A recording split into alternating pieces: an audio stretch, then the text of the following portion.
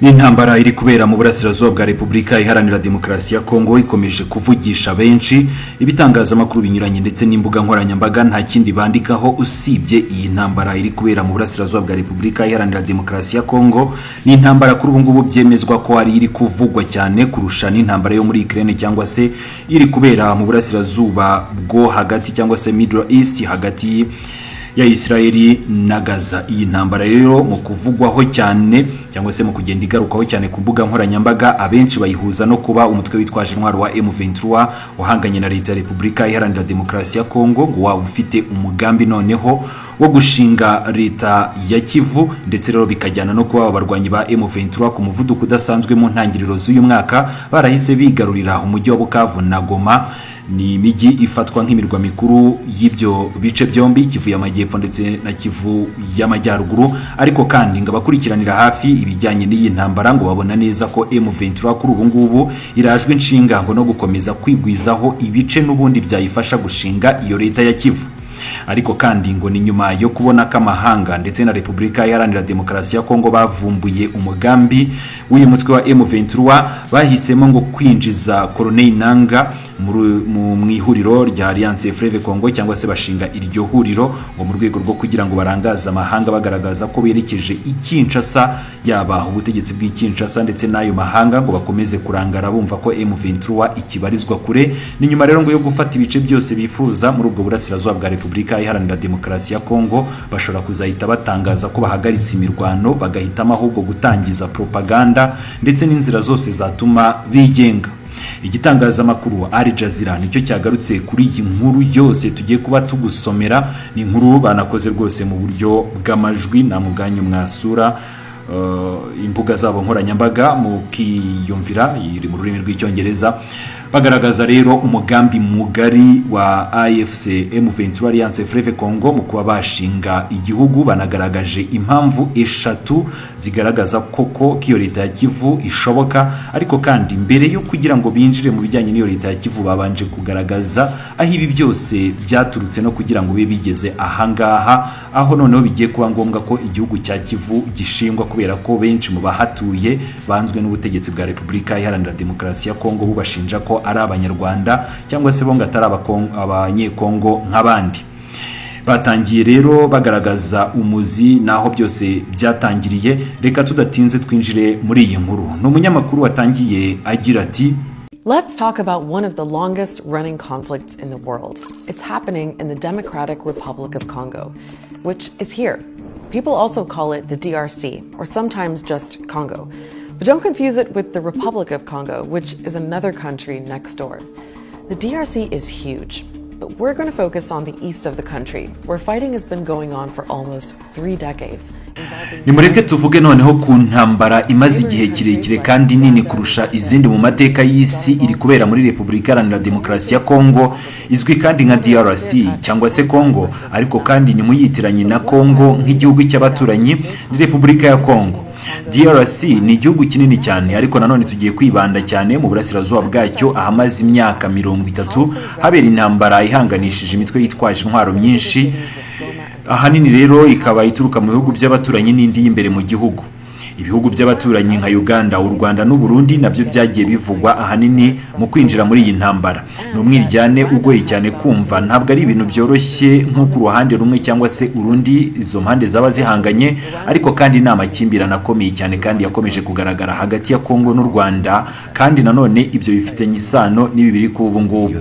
Kugira ngo mwumve neza ibijyanye n'iyi ntambara, ndabanza nibutse ko mu mwaka wa 2025 umutwe ukomeye cyane w'inyeshyamba wa M23 wafashe imijyi nk'uwa Goma na Bukavu. Ni imijyi ifatwa nk'ibirindiro bikuru cyangwa se nk'ibyicaro bikuru bya Kivu y'Amajyepfo na Kivu y'Amajyaruguru.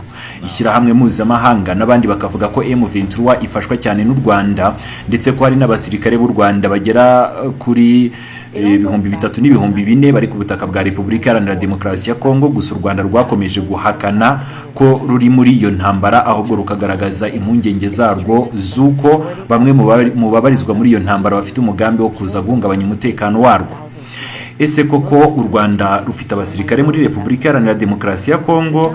Ntabwo mbizi, ariko kandi uri umugaba mukuru w'ingabo z'u Rwanda. Yego ndiwe, ariko hari ibintu byinshi najya amenya. Uwo ni nyakubahwa Perezida Paul Kagame mu kiganiro aherutse kugirana n'itangazamakuru. M23 ntiyagarutse yonyine, ahubwo yagarutse ishyigikiwe n'igihugu cy'u Rwanda nk'uko Al Jazeera yakomeje ibitangaza. Ibi rero bifitanye isano n'amakimbirane amaze imyaka 30 hagati ya Kongo n'igihugu cy'u Rwanda. Ibi byose ngo bifite umuzi mu myaka y'1990, cyane cyane mu mwaka w'1994. Ni muri uwo mwaka ubwo habaga jenoside yakorewe abatutsi hano mu gihugu cy'u Rwanda. Ngo ni mu gihe cy'iminsi 100 gusa habaye jenoside itarigeze ibaho mu mateka y'isi, aho rero abarenga miliyoni bose bishwe mu gihe gito cyane cy'iminsi 100. Ni jenoside yaje guhagarikwa n'inyeshyamba zari ziturutse muri Uganda zirangajwe imbere na Perezida Paul Kagame. Kuri ubu ngubu ngaho rero izo nyeshyamba zahise zifata ubutegetsi. Umwe rero mu bayoboye uwo mutwe ni nyakubahwa Perezida Paul Kagame wafashe ubutegetsi. Kuri ubu ngubu ayobora u Rwanda. Ni mu mwaka kuva mu mwaka wa 2000 kugera maginga ya ngaya niwe ukiyoboye igihugu cy'u Rwanda. Ni muri icyo gihe ndetse na nyuma ya jenoside ng'ibihumbi n'ibihumbi byari byarakoze jenoside bahisemo guhungira mu nkambi zo muri Repubulika Iharanira Demokarasi ya Kongo. Ariko ni muri bo cyangwa se muri izo mpunzi harimo bamwe mu bagize uruhare rukomeye cyane muri jenoside yakorewe abatutsi ndetse n'abandi bari abasirikare. Abo rero ngo nibo batangiye kwisuganya bakomeza kwimakaza ingengabitekerezo y'ivangura ndetse n'iya jenoside, ari nayo yateye jenoside mu gihugu cy'u Rwanda. Kubera iyo mpamvu u Rwanda rwabibonye nk'imbogamizi kandi rubafata nk'abanzi.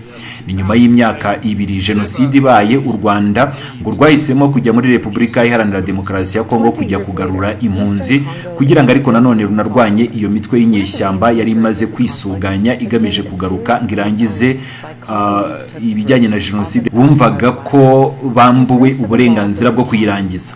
Ibi rero ngo byatangiye gutera intambara yiswe iya mbere ya Kongo, maze rero ibindi bihugu birimo nka Uganda ndetse n'u Burundi nabyo byinjira muri iyo ntambara. Bose rero bari bahanganye na Perezida wa Kongo wari umaze imyaka irenga 30 ku butegetsi. Baramuhiritse bashyiraho ubutegetsi bushya, ariko kandi ngo ntibyateye kabiri ubwo butegetsi bushya bwahise burakarana n'ababushyizeho cyangwa se n'ababufashije kujyaho. Ibyo rero ngo byateye indi ntambara yarushijeho kuba nini. Noneho iyo ntambara ngo yarangiye hakozwe amasezerano y'amahoro. Ayo masezerano yavugaga ko hagomba kuba amatora, kandi rero imitwe y'inyeshyamba igashyirwa mu ngabo za leta ya Kongo. Ariko kandi ngo ayo masezerano ntiyigeze azana amahoro, cyane cyane mu burasirazuba bwa Repubulika Iharanira Demokarasi ya Kongo. Abasesenguzi bamwe bise ibyo ko nta mahoro nta ntambara, kuko rero hari imitwe yitwaje intwaro myinshi cyane. Ingabo za leta ntizigeze na rimwe zemera ko zizatuza, zahisemo ahubwo gukomeza kwisuganya, kandi rero zashinjwaga gukorana n'abagizi ba nabi ndetse no gukora ibyaha. Ni ku rwego mpuzamahanga ngo nubwo ibihugu by'u Rwanda na Uganda byari byarabaye indiri y'iyo ntambara, ngo byemeye gukura ingabo zabyo mu burasirazuba bwa Kongo mu ntangiriro z'umwaka wa 2000, ntibyigeze ariko nanone ngo byemera kugabanya ingufu zabyo muri ako karere. Nyuma y'imyaka 20 uburasirazuba bwa Repubulika Iharanira Demokarasi ya Kongo kuri ubu ngubu ngo buracyarimo intambara. Kimwe rero mu bintu byaranze iyo ntambara ni ibitero byagiye bigabwa n'imitwe yitwaje intwaro ibarizwa muri Repubulika Iharanira Demokarasi ya Kongo, by'umwihariko abavuga ururimi rw'Ikinyarwanda. Benshi rero bakavuga ko bafashwa n'igihugu cy'u Rwanda, ahanini bijyanye n'uko bavuga urwo rurimi rw'Ikinyarwanda. Ikindi kandi u Rwanda rukagaragaza ko iteka ryose rushyigikiye iyo ntambara. Iyo mitwe yagendaga ngihinduka, ariko kandi M23 niyo nshya ugereranyije n'indi yagiye ibanza, kandi ni nayo ifite imbaraga cyane kurusha izindi zose zabanjirije uwo mutwe wa M23. M23 ngo yavutse mu mwaka wa 2012, izina ryayo rikomoka ku masezerano y'amahoro yasinywe mu mwaka wa 2009. Gusa M23 ikavuga ko leta ya Kongo itigeze yubahiriza ayo masezerano uko bikwiriye. M23 yafashe umujyi wa Goma mu mwaka wa 2012, ariko nanone ngo yahise isohorwa muri uwo mujyi nyuma y'iminsi 10 gusa. ni nyuma y'intsinzi y'igihe gito cyane M23 yabaye nk'iyazimiye mu myaka yakurikiyeho, ariko kandi yagarutse mu mwaka wa 2021 itangira kwigarurira ibice byinshi kurushaho kandi ku muvuduko udasanzwe. Inyeshyamba za M23 ako kanya byahise bitangira kuvugwa ko umuvuduko ndetse n'imbaraga bafite ko baba batari bonyine, bahise rero batangira kuvuga ko bashyigikiwe n'igihugu cy'u Rwanda, nabo rero bakajije ibitero mu burasirazuba bwa Repubulika Iharanira Demokarasi ya Kongo. Uburyo bafashe kandi uburyo bakomeje kwigarurira Goma na Bukavu, imijyi ikomeye cyane muri ako karere, bigaragaza ingufu nyinshi bafite kuri ubu ngubu. Inyeshyamba za M23 bavuga ko zishyigikiwe n'igihugu cy'u Rwanda, ngo ubu ngubu ziragera amajanja umujyi wa Uvira, mu mujyi kuri ubu ngubu wa gatatu M23 yaba yigaruriye mu burasirazuba bwa Kongo, ni mu gihe cy'ibyumweru bike cyane gusa kuva uyu mwaka utangiye. Biravugwa ko M23 ifite abarwanyi bagera ku 6,000, ariko kandi ngo abantu benshi bakavuga ko batari kuba ngo barigaruriye ibyo bice byose batabonye ubufasha buturutse ahandi, ari naho bashingira bavuga ko ari u Rwanda.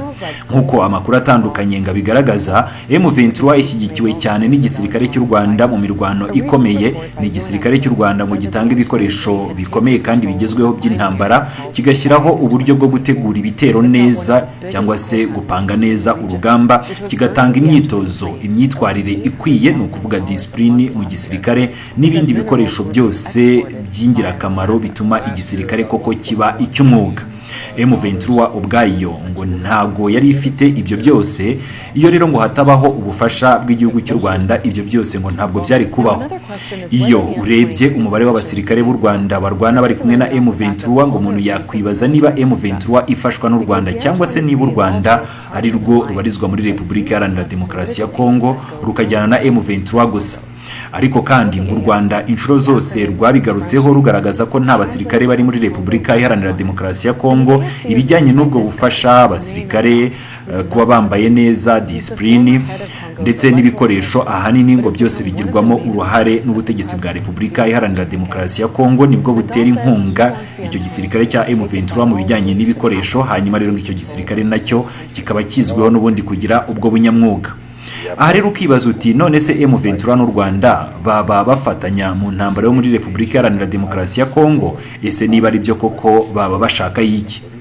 Hano rero ngo harimo ibintu byinshi birimo iby'impande zitandukanye zivuga, ndetse n'iby'abasesenguzi bagerageza gusobanura bashingiye ku bimenyetso bifatika.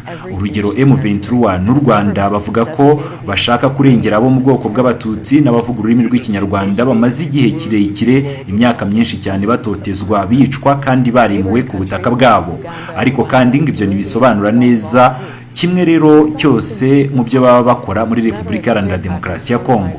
Hari amateka y'itotezwa koko ry'abo mu bwoko bw'abatutsi muri Repubulika Iharanira Demokarasi ya Kongo, by'umwihariko mu burasirazuba bw'icyo gihugu, kandi rero ngo ni ngombwa kubivuga. Ariko kandi iteka ryose byakomeje kugenda bicecekwa. U Rwanda ngo mu karere nicyo gihugu gitinyuka kugira icyo kibitangazaho, ari nabyo ahanini benshi mu basesenguzi bashingiraho bavuga ko u Rwanda ruri muri Kongo.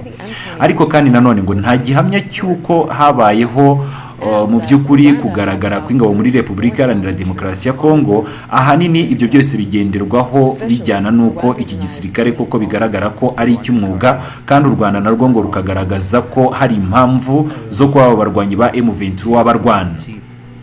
Ikindi kandi benshi bagenderaho ngo nuko umutwe wa M23 mu mirwanire yawo ugenda hanini wibanda cyane kuhabarizwa umutwe w'abasize bakoze jenoside mu gihugu cy'u Rwanda. Ibyo nanone ngo bikaba igihamya cy'uko ngo u Rwanda rwaba ruri muri Kongo. M23 n'u Rwanda bavuga kandi ko barimo kurwanya imitwe y'abarwanyi ba FDLR, barimo rero n'abasize bahekuye u Rwanda muri jenoside yakorewe abatutsi mu gihugu cy'u Rwanda 1994. Abo rero u Rwanda rwatangiye gukurikirana kuva mu myaka myinshi ishize. Hari imitwe yitwaje intwaro by'umwihariko ishamikiye ku mutwe wa FDLR, u Rwanda rugafata uwo mutwe nk'icyago rwose ku mutekano warwo. Nubwo rero bikomeza kuvugwa, raporo ya Loni ndetse n'abandi bantu benshi cyane mu karere harimo n'abayobozi b'igihugu cy'u Rwanda ubwabo bagaragaza ko ibyago FDLR yateza igihugu cy'u Rwanda kuri ubu ngubu byafata indi ntera, ahanini bitewe n'uko noneho uyu mutwe wa FDLR urimo gufashwa mu buryo bweruye na Repubulika Iharanira Demokarasi ya Kongo. Ariko kandi ngo amateka y'ubwicanyi ndengakamere bakoreye abo mu bwoko bw'abatutsi mu gihugu cy'u Rwanda ngo afite uruhare rukomeye cyane mu miterere y'iki kibazo. Ibyo bituma rero ngo bigorana gutandukanya impamvu nyazo z'umutekano w'igihugu ndetse no gukoresha iyo ngingo nk'urwitwazo. Aha rero bagarutse ku mpamvu yindi ivugwa cyane ko ari umutungo kamere. Ngo Uburasirazuba bwa Repubulika Iharanira Demokarasi ya Kongo bukungahaye cyane ku mabuye y'agaciro akomeye cyane, kandi ayo mabuye ngo yagiye afasha mu kurwana iyi ntambara mu karere ndetse no gukurura amakimbirane. Aya mabuye ngarimo zahabu, koruta, kobalte ndetse na kopa. Ayo ngayo akoreshwa mu bikoresho bitandukanye by'ikoranabuhanga kuri ubu ngubu. Raporo iheruka y'impuguke za Loni yagaragaje ko M23 yafashe ahantu hacukurwa amabuye y'agaciro hitwa Rubaya mu mwaka wa 2024. Aha rero ngo ni hamwe mu hacukurwa koruta nyinshi cyane muri aka karere. M23 ngo yabonaga byibura amafaranga agera ku bihumbi 800 buri kwezi umwaka ushize. Iyo raporo ivuga ko ayo mabuye ngo yanyuzwaga mu gihugu cy'u Rwanda mu mwaka wa 2024. ngo u Rwanda rwohereje mu mahanga amabuye y'agaciro afite agaciro ka miliyari 1.1 y'amadolari. Niryo janisha rinini cyane ku bukungu buto bw'igihugu cy'u Rwanda. Ngo kandi rero menshi muri ayo mabuye yakomotse mu Burasirazuba bwa Repubulika Iharanira Demokarasi ya Kongo. Hari indi mpamvu yatumye abantu bibaza niba M23 ifite intego nini cyane kurusha uko byatekerezwaga. M23 iri mu miryango mishya ya politiki kuri ubu ngubu yinjiye muri AFC cyangwa se Alliance Fleuve Congo. Uru ni urugaga rufite intego zijyanye na politiki zirenze Uburasirazuba bwa Repubulika Iharanira Demokarasi ya Kongo. Iyi AFC turimo kubabwira iyobowe na Colonel Nanga, uyahoze ari komisiyo ayoboye komisiyo y'amatora muri Kongo. Ntabwo we abarizwa mu bwoko bw'abatutsi cyangwa se ngo abavuga ururimi rw'ikinyarwanda, ariko nanone yabaye umwe mu batavuga rumwe n'ubutegetsi bwa Perezida Tshisekedi. Uyu Colonel Nanga yavuze ko ashaka ko M23 igera i Kinshasa ku bufatanye nawe ngigafata ubutegetsi bwose bw'igihugu bakabukuraho, bakazana impinduramatwara, bagashyiraho ubutegetsi bugendera ku mategeko. Perezida Tshisekedi yavuze ko ingabo za Kongo ziteguye kurinda igihugu cyose. Leta ye yamaze kwita M23 umutwe w'iterabwoba. Ubu turi gukora rwose igitero gikomeye kandi twiteguye neza ko aba barwanyi bashyigikiwe n'igihugu cy'u Rwanda nibagera hano rwose mu marembo ya Kinshasa bose tuzabafata tubate muri yombi, niko bamwe mu bayobozi bo muri Kongo batangaje. Ariko kandi ku butaka nta bimenyetso bifatika bigaragaza ko Kongo koko ishoboye uru rugamba nk'uko igenda ibyigamba, kubera ko inshuro nyinshi abasirikare bayo bagenda bakubitwa inshuro. Hari amakuru avuga ko abasirikare b'igisirikare cya Kongo FARDC barimo kwishyira mu maboko y'abanzi cyangwa se guhungira mu gihugu cy'u Rwanda. Benshi bakavuga ko ingabo za Kongo ndetse na leta ubwayo ngo baba bakomeje kugenda bagaragaza intege nke ku rugamba. Ariko kandi zimwe muri izo nkambi bagiye bahungiramo kuri ubu ngubu zakomeje kugenda zisenywa. Abandi bari mu gihugu cy'u Rwanda nibo bagifite amahoro, abandi bagiye muri izo nkambi cyangwa se n'ahandi M23 yagiye basangayo ikabata muri yombi ikabajyana ngo mu myitozo yabo. M23 kandi yasabye ibihumbi by'impunzi kuva muri izo nkambi. Nazo ni ikibazo gikomeye cyane ngo kuko abantu bamwe bakennye kurusha abandi ku isi. Benshi muri abo ngo bamaze imyaka 2 cyangwa 3 irenga barakuye mu byabo, none rero ngo M23 irabasaba gusubira mu ngo zabo. Ni mu myaka magana intambara yo mu Burasirazuba bwa Kongo yakomeje kurangwa n'ibikorwa bya kinyamaswa bikabije. Bamwe rero mu bayobozi b'imitwe y'inyeshyamba bagiye bahanwa, abandi bagafatirwa ibihano bashinjwa ibyaha by'intambara. Mu bafatiwe ibihano rero harimo n'inkiko zagiye zibafatira ibihano zirimo nka ICC cyangwa se urukiko mpuzamahanga mpanabyaha. Kandi rero ngo ubu bugome buracyakomeje kubera ko hakiri imitwe ikabije ndetse yanakomeje kugenda yiyubaka, ikomeje kugenda yica abaturage b'inzirakarengane.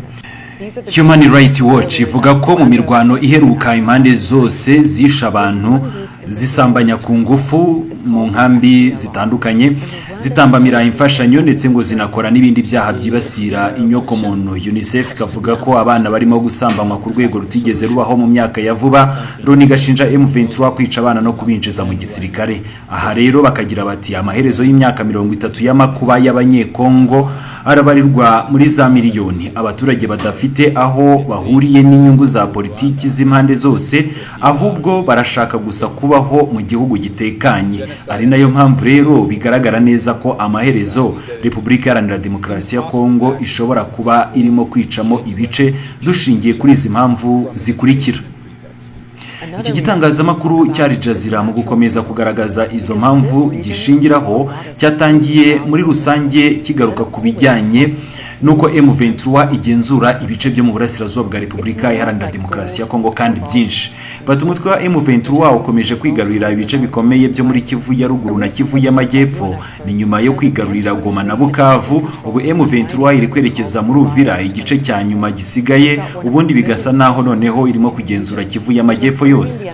Abasirikare ba Repubulika Iharanira Demokarasi ya Kongo kuri ubu ngubu ngo ntabwo bagishoboye kuburizamo ibikorwa bya M23. Bamwe rero ngo bashyikiriza M23 ibikoresho byabo nabo ubwabo, abandi bagahitamo kwambuka umupaka bagahungira mu gihugu cy'u Rwanda no mu Burundi. Ngibi bikaba byerekana ko igisirikare cya Repubulika Iharanira Demokarasi ya Kongo cyacitse intege mu buryo bwa burundu muri iyi ntambara iri kubera mu burasirazuba bwa Repubulika Iharanira Demokarasi ya Kongo, ibyongera imbaraga abaturage mu rwego rwo gukunda uyu mutwe wa M23. Si byo gusa rero bigaragaza ko Repubulika ya Kivu iri hafi, ahubwo ngo banareba ku bukungu bwa Kivu ndetse niba buhagije kugira ngo koko babe bashinga igihugu ubwabo. Intara ya Kivu ifite umutungo kamere waba uri mu butaka ndetse no hejuru. Bafite koruta zikoreshwa mu bikoresho by'ikoranabuhanga, zahabu, cobalt, tin ndetse n'andi mabuye menshi. Ibindi bikoresho by'agaciro bikoreshwa ku rwego mpuzamahanga byose bigaragara cyangwa se biboneka muri Kivu y'amajyepfo na Kivu y'amajyaruguru. Kandi rero ngo raporo za Loni zigaragaza ko M23 ifite uburenganzira ku birombe hafi ya byose, harimo n'ibya Rubaya, aho rero ngo bagenzura amabuye y'agaciro anabinjiriza akayabo. Ubwo ngubwo ngo mu mwaka wa 2024 aya mabuye y'agaciro ngo yinjije miliyari 1.1 yavuye muri Repubulika Iharanira Demokarasi ya Kongo, kandi n'umutwe wa M23 winjiza arenga 800 ku kwezi. Ibi rero ngo bivuze ko Kivu ishobora kuba yakwigira kandi ikaba yabona ubwigenge kubera ko ifite umutungo kamere, kandi bakaba bafite n'umutungo koko washobora kubafasha mu gutunga abaturage no gushyiraho ingamba zatuma koko icyo gihugu kibaho mu bijyanye n'umutungo kamere. Leta ya Repubulika Iharanira Demokarasi ya Kongo nayo ubwayo ngo yakomeje kugaragaza intege no gutsindwa. Perezida Tshisekedi ngo yakomeje kuvuga ko igisirikare cye cyiteguye guhangana na M23 ndetse kigashyira M23 ku rutonde rw'iterabwoba, ariko ngo ku rugamba Repubulika Iharanira Demokarasi ya Kongo yakomeje gutsindwa, ingabo zikava ku rugamba abandi bakahashirira. Ibyo rero ngo byatumye noneho Perezida Tshisekedi abona neza ko yatangiye gutsindwa, atangira no gushyiraho ingamba zituma iki gihugu cya Kivu cyangwa se leta ya Kivu byakongera umuvuduko wo kuba cyavuka. Urugero ngo ni nko gufunga amabanke, ibyashobora kuba byatera abaturage kurakarira ubutegetsi buriho bagakunda izo nyeshyamba zababohoye. Ibyo kandi nanone byo gufunga banke n'ibindi bikorwa remezo ku ruhande rwa Repubulika Iharanira Demokarasi ya Kongo ngo byasunikira abaturage kwigenga, bagasaba ko hashyirwaho indi leta yatuma bongera kubona ibyo byose babujijwe na leta iri ku butegetsi. Niyo mpamvu rero ngo abasesenguzi bibaza bati ese Repubulika Iharanira Demokarasi ya Kongo yaba irimo gucikamo ibice burundu? Alliance Fleuve Congo ni ihuriro kuri ubu ngubu rivuga ko riharanira uburenganzira bw'abanyekongo bose, ariko kandi ngo abasesenguzi basanga ngo uyu nguyu ari umugambi wa Alliance Fleuve Congo gukomeza kurangaza amahanga ngo kugira ngo adakomeza kwibanda cyane kuri uyu mutwe. Ikindi kandi n'ubutegetsi bw'Kinshasa n'ayo mahanga bajya babona ko bakiri kure cyane kubera ko intambara ikiri mu burasirazuba, nabo rero ngo bakomeze gufata ibice byose bakeneye mu rwego rwo kugira ngo bashinge icyo gihugu cya Kivu. Ibi rero nanone bagakomeza babishingiraho bagaragaza ko ihuriro rya Alliance Fleuve Congo nta bushobozi ryabona bwo kugera i Kinshasa, ngo kubera ko imiryango mpuzamahanga n'ibihugu bitandukanye babahagarika bataragera no muri 1/2, na cyane ko ari igihugu kinini cyane. Ariko nabo ngo mu rwego rwo kugira ngo bahitemo gukomeza kurangaza amahanga, bavuze ko barajwe inshinga no kujya Kinshasa gukuraho ubutegetsi, ari ukugira ngo ahubwo babanze bikwizeho ibice mu gihe isi yose ikirangaye, ubundi nyuma yo kubona ibice byose bifuza bazahite batangaza ko Repubulika ya Kivu ivutse, cyangwa se bavuge ko bashaka kwigenga nk'uko bijya bigenda mu bihugu bya none. Corneille Nangaa wahoze ayobora komisiyo y'amatora ya Repubulika Iharanira Demokarasi ya Kongo niwe kuri ubu ngubu uyoboye iyo mpinduramatwara. M23 n'indi mitwe yitwaje intwaro yose ibarizwa muri Alliance Fleuve Congo. Corneille Nangaa yatangaje ku mugaragaro avuga ko igisubizo cy'amahoro kigomba kuva mu kwishyira ukwizana ko abaturage ba Repubulika Iharanira Demokarasi ya Kongo ahakunze kugaragaza ko abashaka kuvuga Kivu nubwo ateruranga bivuge ku mugaragaro, ahubwo nyuma agahindukira akavuga ko berekeje Kinshasa kujya gukura ubutegetsi ndetse n'ibindi byose bibangamiye abaturage ba Repubulika Iharanira Demokarasi ya Kongo, byose kandi ngakabivuga mu rwego rwo kugira ngo akomeze kurangaza amahanga. Ubwigenge bwa Kivu rero ngo bwaba bushoboka hashingiwe ku mateka y'akarere ndetse no ku mikorere ya M23, ngo hari impamvu eshatu zigaragaza ko Kivu ishobora kuba yakwigenga. Impamvu ya mbere ngo ni ubushobozi bwa M23 mu bya gisirikare, yafashe imijyi minini n'ibice bitandukanye, itsinda FRDC, ibyo kandi bigatanga amahirwe ko abaturage babona neza ko uyu mutwe wabarindira umutekano, bityo bakaba bafasha M23 kwigaragambya ndetse no gutangiza izo mpinduramatwara zasiga biyomoye kuri Repubulika Iharanira Demokarasi ya Kongo. Ingingo ya kabiri ngo hari ubukungu bwifashije kandi buhagije. Kivu ngo ni igice kinini gifite kandi umutungo kamere uhagije, ibyatuma rero n'ubundi barushaho kugira ibyo bifuza byose mu bijyanye na ekonomi ngo bashinge igihugu cyabo koko. Hari inkunga yava mu bihugu by'amahanga, aha bavuze igihugu cy'u Rwanda ngo ko gifite inyungu mu burasirazuba bwa Repubulika Iharanira Demokarasi ya Kongo, kandi ngo kikaba cyarafashije abarwanyi ba M23, ibyatuma rero n'ubundi iki gihugu gikomeza kubafasha kugera ku bwigenge. Hanyuma rero kino gitangazamakuru mu gusoza iyi nkuru cyasoje kigira kiti reka twibaze ibi bibazo bitatu kandi dukomeze kubikurikiranira hafi. Ese M23 izatangaza ko Kivu yabaye igihugu gishya? Ese Repubulika Iharanira Demokarasi ya Kongo ishobora kwisuganya igakuraho M23 kandi ikayisubiza inyuma, ikayisibanganya n'iyo migambi ya Kivu igahagarikwa? Ese amahanga yo yakemerera M23 ko iyo leta ya Kivu ishingwa? Reka ibi tubitega amaso, tuzakomeza gukurikirana ibivugwa mu bitangazamakuru.